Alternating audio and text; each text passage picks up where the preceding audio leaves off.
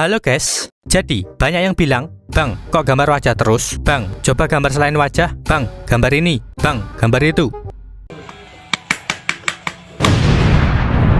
Gini guys, nggak semua dokter bisa menangani segala masalah penyakit. Ada dokter gigi yang fokusnya di gigi, ada dokter kandungan yang fokusnya di kandungan, ada dokter kulit yang fokusnya di kulit. Jadi ada spesialisasinya sendiri-sendiri guys. Nah, kalau aku sering gambar wajah terus, artinya betul guys. Tapi demi menjawab requestan para guys semuanya, aku bakal coba gambar selain wajah. Hari ini aku mau menggambar sebuah benda, dan benda yang kupilih adalah action figure ini guys. Lucu kan? Nah guys, kalau kamu mau tahu ini action figure apa sebenarnya, jadi ini adalah action figure naga lucu, salah satu karakter dari game Draco Master, yang kebetulan adalah sponsor video ini. Draco Master adalah sebuah game strategi multiplayer berkonsep deck building dengan karakter naga yang lucu-lucu. Jadi karakter-karakter naganya ini namanya Draco. Setiap Draco adalah hewan peliharaan yang unik guys. Mereka punya keterampilan dan bakat eksklusif yang disajikan dalam bentuk kartu. Kartunya ada macam-macam. Ada attacking cards untuk menyerang dan membuat kerusakan lawan. Ada skill cards yang fokusnya untuk strategi dan taktik. Ada capability cards untuk meningkatkan hewan peliharaan Draco-nya. Dan masih banyak lagi kartu-kartu yang akan memberikan strategi pertempuran lengkap bagi para pemain, yang bikin game ini jadi makin seru guys. Ada dua jenis mode pertempuran di Draco Master, ada PvP Arena dan PvE Adventure. Di mode PvP, player versus player, pemain akan membawa 3 peliharaan Draco mereka ke arena dan menantang pemain lain untuk battle 3 lawan 3. Kalau menang, mereka bakal dapat hadiah yang besar, tapi kalau kalah, jangan khawatir karena pemain selalu bisa menyusun strategi lagi dan menantang pemain lain lagi kapan saja. Dalam mode PvE, player versus environment, pemain akan membawa 3 peliharaan Draco mereka dan memulai petualangan menuju Sacred Peak atau puncak suci di Draco Master. Pemain akan mulai berpetualang mendaki puncak suci itu dari dasar gunung dan bakal menemukan berbagai pengalaman tak terduga selama berpetualang. Pemain bisa bertemu dengan petualang lain, bertemu monster yang tinggal di puncak suci, bertemu sekte aneh, bahkan bisa juga menemukan harta karun misterius di sepanjang petualangan guys. Hanya beberapa orang saja yang beruntung bisa mencapai puncak suci yang bakal disambut dengan hadiah yang tak ternilai, yang merupakan batu dewa yang membuat keinginan mereka menjadi kenyataan. Nantinya juga bakal ditambahkan lebih banyak fitur menarik lagi yang bisa dijelajahi para pemain, seperti konstruksi tempat tinggalnya si Draco, mode battle multiplayer, penambahan guild, dan masih banyak lagi. Kalau kamu tertarik, kamu bisa lihat-lihat websitenya Draco Master atau join grup Discordnya untuk update terbaru dari game Draco Master ini guys. Linknya ada di deskripsi. Oke, kembali ke gambarnya.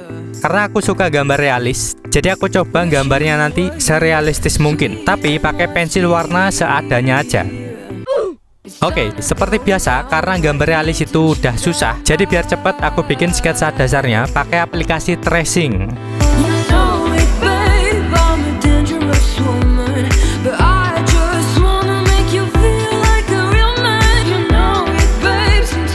Oke, sketsanya udah jadi. Sekarang langsung aja ke proses pewarnaan.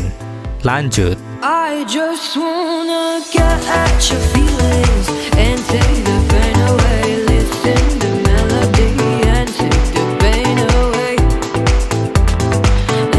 Caraku mewarnainya masih sama guys, kayak yang biasanya aku lakuin kalau gambar wajah. Aku mewarnainya merata, mulainya tipis-tipis dulu, nanti diperjelas lagi, dan diperjelas lagi sampai jadi. Tapi yang aku lihat orang lain itu kalau gambar realistis kayak gini, itu kebanyakan mereka pakai grid guys. Jadi cara menggambarnya sedikit-sedikit per berapa kotak gitu, tapi langsung jadi, terus baru pindah ke kotak-kotak yang lain. Jadi nanti nggak perlu ngulang bagian yang udah jadi itu. Biasanya cara kayak gitu dipakai kalau lagi menggambar hyperrealis, biar lebih presisi tingkat kemiripannya. Tapi balik lagi ke masing-masing orang punya caranya sendiri. Kalau aku nyamannya gambar merata, tipis-tipis dulu, kayak biasanya aku gambar wajah. Oke, lanjut.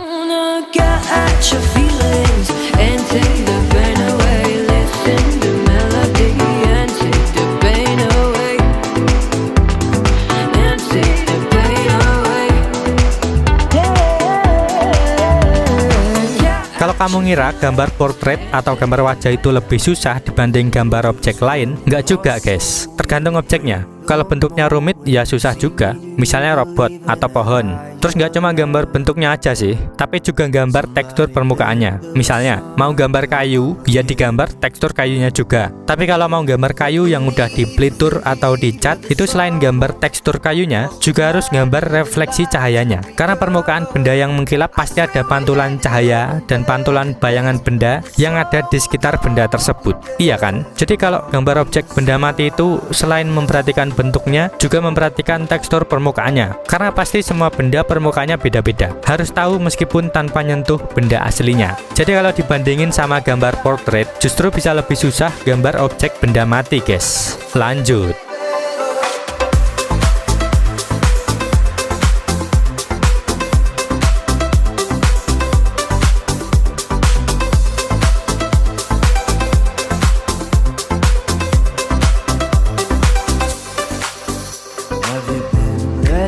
Yang ku gambar ini adalah action figure yang aku nggak ada benda aslinya, guys. Ini cuma foto kiriman orang. Tapi kayak yang ku bilang tadi, tanpa nyentuh benda aslinya aja, udah bisa tahu tekstur permukaannya kayak gimana. Caranya ya tinggal dilihat aja dari pantulan cahayanya. Cahaya yang putih bentuknya agak bulat ini bisa jadi lampu ruangan. Terus yang putih kebiru-biruan bentuknya agak kotak ini bisa jadi jendela. Terus ada bayangan hitam, ini bisa jadi orang yang ngefotoin action figure ini. Jadi dari situ udah kelihatan kalau action figure ini mungkin terbuat dari bahan semacam plastik, dicat dengan cat glossy, dan mungkin di coating juga sedikit, makanya kelihatan kinclong dan kelihatan pantulan bayangan benda di sekitarnya. Nah, dengan aku tahu bahannya apa, tekstur permukaannya kayak gimana, aku jadi bisa lebih gampang gambarnya, guys. Aku jadi paham apa yang ku gambar. Jadi nggak ngasal gambar, cuma nyamain warnanya aja.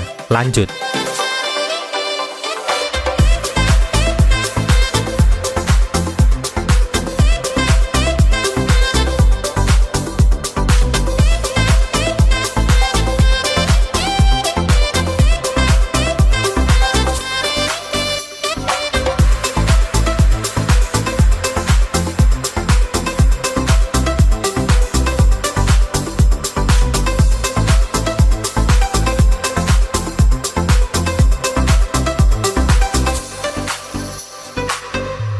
Kalau kamu nonton videoku yang waktu itu menggambar ulang gambarku 7 tahun yang lalu, aku disitu bilang, guys, kalau aku awal-awal banget menggambar itu bukan menggambar portrait, tapi gambar objek-objek random. Apapun aku gambar waktu itu. Tapi setelah aku tertarik pengen gambar portrait, terus akhirnya belajar dan mendalami sampai sekarang, jadi aku udah hampir nggak pernah gambar selain portrait. Ini pertama kalinya lagi setelah bertahun-tahun, guys.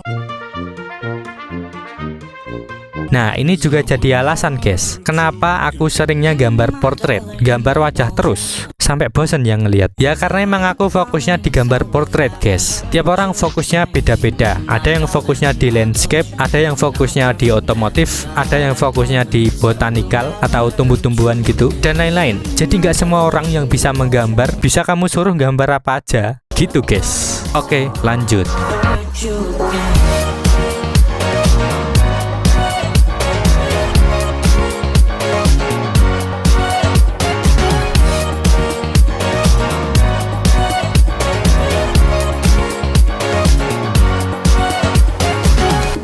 Oke, guys, gambarnya udah jadi dan beginilah hasilnya.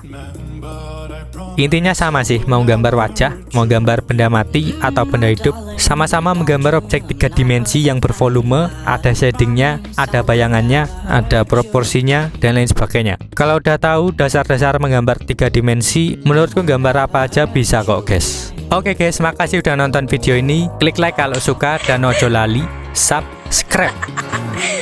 Marunong lagi.